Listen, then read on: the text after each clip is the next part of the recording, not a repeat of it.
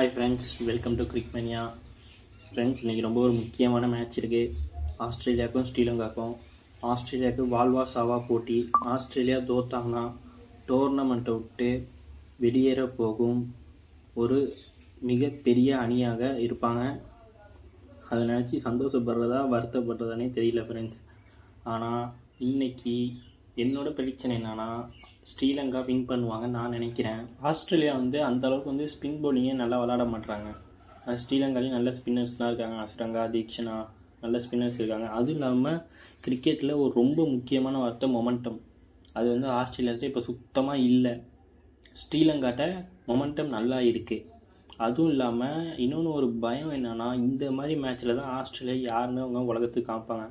இதே மாதிரி தான் 2023 இருந்துச்சு.